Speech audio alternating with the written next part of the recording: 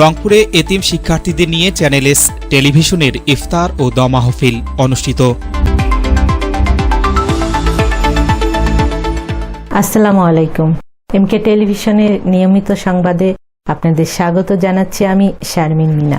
এতক্ষণ শুনছিলেন সংবাদ শিরোনাম, এখন ডেস্ক থেকে বিস্তারিত।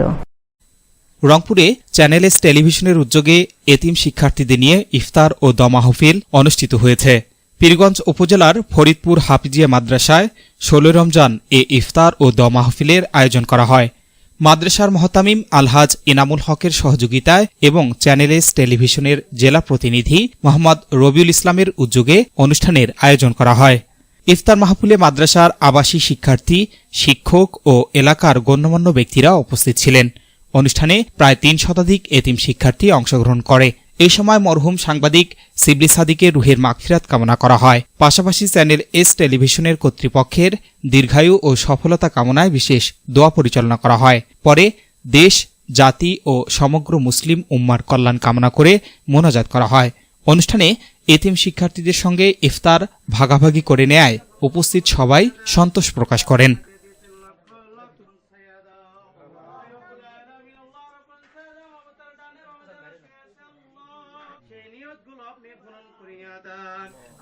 S Rahman, news desk, MK television. শেষ করছি এমকে টেলিভিশনের নিয়মিত সংবাদ। এতক্ষণ সাথে থাকার জন্য সবাইকে ধন্যবাদ।